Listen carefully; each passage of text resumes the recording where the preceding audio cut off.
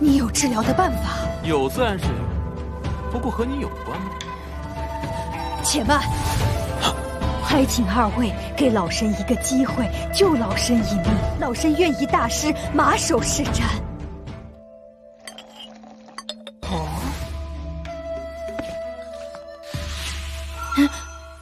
怎么可能？ Oke guys, kembali lagi bersama Bang Jago. Seperti biasa, admin selalu mendoakan kalian semoga selalu dalam keadaan sehat dan dalam kondisi terbaik. Di video kali ini admin akan melanjutkan Donghua Wusen Jujai. Tak berlama-lama langsung saja kita masuk ke isi ceritanya.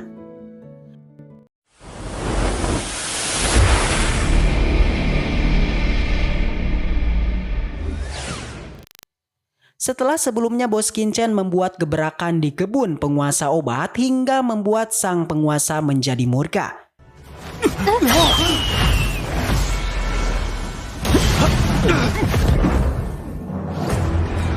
根本无法抵挡！神诀，精神风发！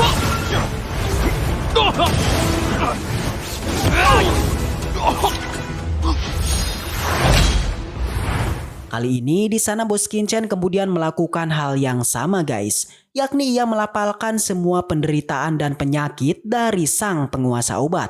今日尔等休想安然离开此地。更可惜的是，阁下也已经病入膏肓。放肆！ Tapi penguasa obat masihlah tak menghiraukan Bos Qinchen, hingga ia pun mengatakan bahwa sebenarnya dirinya tidak sakit. Tapi di sana Bos Qinchen hanya bilang jika penguasa kebun tidak sakit, lalu kenapa ia datang ke kota Chaotian bahkan sampai menanam banyak tanaman obat? Tentu Bos Qinchen mengira bahwa satu-satunya alasan kenapa ia membuat kebun di sini itu adalah yakni untuk menyembuhkan penyakit di tubuhnya. Alhasil dengan ekspresi yang tetap marah, penguasa pun kemudian menanyakan siapa Bos Qinchen yang sebenarnya. Namun lagi-lagi Bos Qinchen hanya bilang kalau ia itu hanyalah seseorang yang ingin bekerja sama dengan penguasa kebun obat. 为何来这朝天城种植这么多灵药？ 你究竟是什么人？ 想和你合作的人。 合作？ Yang pada akhirnya ia pun menyuruh Xiao Xing untuk mengantar yang lain pergi dulu. Dan membiarkan Bos Qinchen serta tetua Zhao tetap tinggal di sini. Sontak hal itu membuat Sulong pun tambah marah dan lagi-lagi menuduh kalau Bos Qinchen itu adalah seorang penipu. Tapi sayangnya untuk yang kali ini, penguasa kebun sudah muak dengan ocehannya dan langsung memberikannya sedikit pelajaran. 小青，先将他们其他人送出去。 还请原主大人一定要将两人斩杀当场，以儆效尤。 Namun untungnya karena Sulong memiliki jimat obat, penguasa kebun pun masih mau mengampuninya dan menyuruhnya untuk segera pergi.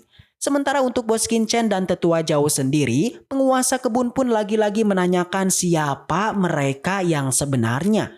二位究竟是什么人？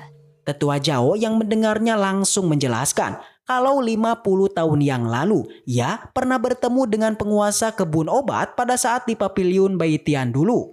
Alhasil penguasa kebun pun juga teringat akan hal itu. Tapi ia juga sedikit menanyakan kenapa tetua Zhao bisa ada di sini. Yang sudah jelas di masa lalu tetua Zhao pernah menyinggung murid dari cabang istana Piao Miao sehingga demi keselamatan Paviliun Pil, gurunya itu mengirimnya ke tanah 100 dinasti. Sontak hal itu membuat penguasa kebun pun sampai dibuat kaget dan sedikit bertanya-tanya sekuat apa istana Piao Miao itu. Karena memang Paviliun Pil yang penuh dengan martabat aja itu malah tak berani melawannya. Kemudian penguasa kebun pun juga mengecek tubuh dari tetua Zhao menggunakan kekuatan mentalnya. Jelas kali ini Bos Qinchen lah yang dibuat kaget.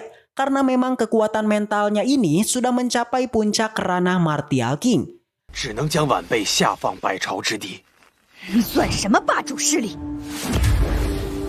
这竟是力，七阶后期巅峰。 Sementara penguasa sendiri setelah memeriksa tubuh dari tetua Zhao, ia malah dibuat marah karena katanya Master Zhao yang ia tahu lahir dengan kekuatan mental yang buruk sehingga akan sangat sulit untuk bisa menerobos ke ranah Martial King. Tapi kenapa saat ini Tetua Zhao sudah di ranah Martial King dan oleh karena itulah ia pun beranggapan kalau mereka ini beneran seorang pembohong. Tetua Zhao yang melihatnya ia pun mencoba menjelaskan kalau penyakitnya itu baru-baru ini disembuhkan oleh bos Qin Chen yang membuat ia pun bisa menerobos ke ranah Martial King. Tapi lagi-lagi penguasa kebun tak percaya akan hal itu karena katanya kekuatan mental bawaan itu tak bisa disembuhkan sama sekali. Yang pada akhirnya ia pun terus memberikan tekanannya kepada Tetua Zhao.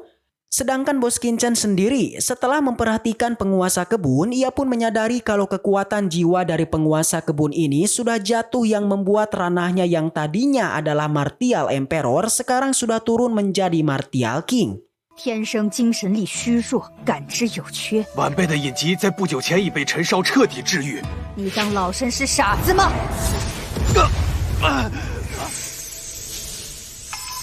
我明白了。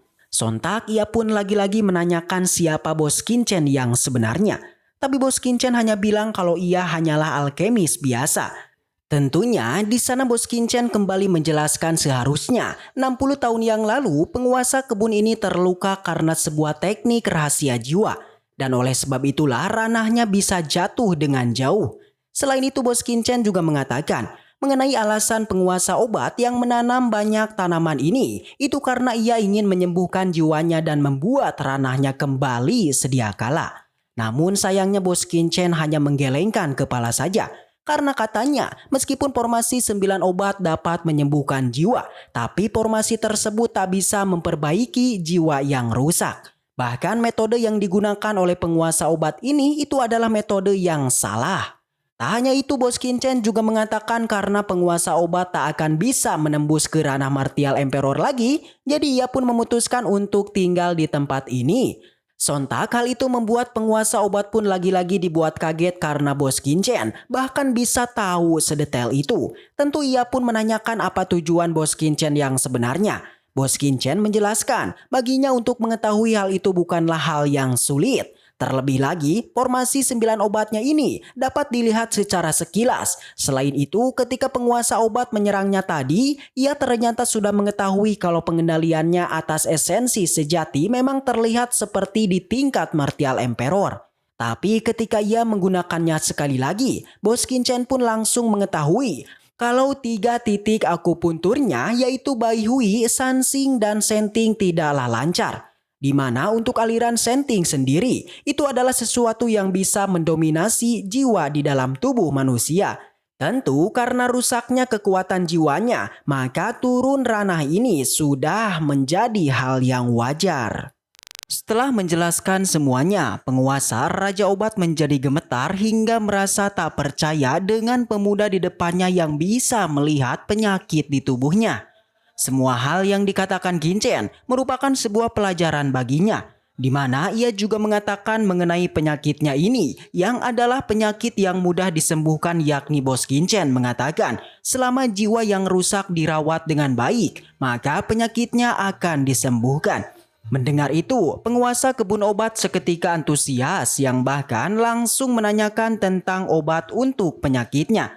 Jelas bos Qin Chen mengatakan bahwa obatnya memanglah ada, tapi sayang karena sebelumnya penguasa kebun itu telah mengusirnya hingga memperlakukan bos Qin Chen semena-mena. Jadi iya, sekarang bos Qin Chen memilih untuk pergi dan tak ingin membantu menyembuhkannya. Tentu penguasa kebun menjadi sedih hingga menyesal karena dirinya telah berbuat semena-mena pada sosok Master Qin Chen.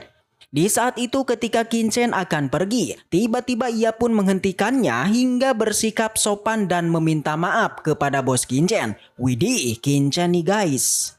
还是可以治疗，可惜有自然是有，不过和你有关吗？且慢，还请二位给老身一个机会，救老身一命。 Selain itu, permintaan maafnya tentulah dibarengi dengan meminta bos Qin Chen untuk menyembuhkan penyakitnya. Penguasa kebun mengatakan selama bos Qin Chen bisa menyembuhkannya, maka dirinya siap untuk diperintah apapun oleh bos Qin Chen. Mendengar itu, bos Qin Chen pun berpikir ulang hingga akhirnya Tetua Zhao menyarankan kepada bos Qin Chen untuk setuju menyembuhkan penguasa kebun obat. Karena jika mereka memiliki hubungan baik, maka di masa depan Bos Qichen pastilah memiliki keuntungan yang sangat besar. 本少凭什么要救你？你就帮帮远主吧，你属下置之不理，非打死属下不可。我们在朝天城建立陈地阁也会方便许多。 Yang bahkan di sana demi untuk kesembuhannya, penguasa kebun obat juga berjanji untuk membantu Bos Qichen membangun Papiliun Chen di kota Chaotian. Setelah perbincangan cukup lama, akhirnya Bos Qichen pun setuju dan mereka masuk ke rumah penguasa kebun obat. Terlihat di sana Bos Qichen disambut bak raja yang awalnya diremehkan kini dipuja-puja guys. Bahkan pelayanan yang diberikan ternyata di luar nalar hingga penguasa kebun obat pun memberikan teh terbaik yang dimilikinya. Yang diketahui teh ini memiliki khasiat memadatkan esensi sejati dan meridian. Sebelum meminumnya, Bos Qichen kemudian menghirup aroma dari teh itu yang ternyata hanya dengan menghirupnya saja. Ia langsung tahu bahwa teh ini bernama Yin Wang Pu'er yang telah berusia 300 tahun. 300年份的隐王普洱。 Tak hanya itu, Bos Qichen juga mengatakan mengenai cara menanamnya yang diharuskan memiliki tanah yang telah diolah dan harus disiram dengan air sapir setiap hari. Hal itu dilakukan yakni hanyalah untuk menjadikan teh ini menjadi teh yang ajaib. Mendengar semua penjelasan Qichen, lagi-lagi penguasa kebun obat itu dibuat stres karena pengetahuan Bos Qichen yang memang tiada tara. Setelah ngobrol santai kali ini, Bos Qichen kemudian kembali membicarakan inti tujuan kedatangannya. Pertama, Qichen membicarakan mengenai rencana pembangunan Papiliun Chen yang akan segera dibuat di kota Chaotian. Yang dimana ia juga menawarkan mengenai bagi hasil papiliunnya yang tentu akan dibagi dengan penguasa kebun. Awalnya penguasa kebun masihlah ragu karena di saat ini terdapat beberapa papiliun yang dipastikan memiliki kekuatan yang luar biasa. Mendengar itu Bos Qichen dengan santuinya kemudian langsung mengeluarkan beberapa pil dan menyuruhnya untuk mengeceknya. Pemilik Raja Obat melihat sekilas 3 pil di tangan Qichen. Dan dari matanya ia bisa melihat dalam sekejap. Itu hanya 3 pil pembekuan darah yang sangat umum, pil Zhenli dan pil Chongyuan. Ketiga jenis pil ini adalah yang paling sering dikonsumsi oleh prajurit biasa, tetapi juga merupakan pil dengan kandungan teknis paling sedikit. Namun ketika kekuatan mentalnya menyapu 3 obat ini, wajahnya itu langsung berubah karena ketiga jenis pil ini memiliki teknik pemurniannya yang benar-benar berbeda dari pil pembekuan darah biasa, pil kekuatan sejati dan pil Chongyuan. 那老身就恭敬不如从命。阁下可鉴别一下。哦，这些都是普通丹药。这3种丹药炼制成本比普通丹药低上一截。 Tentu ia pun seketika menanyakan mengenai cara Bos Qichen untuk menyempurnakannya. Tetua Zhao yang mendengarnya itu langsung menjawab bahwa ketiga pil ini tentulah dibuat Bos Qichen seorang diri dengan keahliannya. Setelah keterkejutan ini, Bos Qichen kemudian menanyakan tentang sebuah bahan obat yang bernama King Shenhua.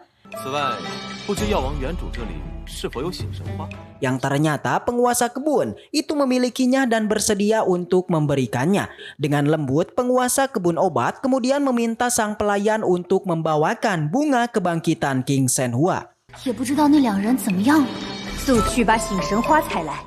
Dan tak lama ia pun kembali sembari membawa bunga yang diperintahkan.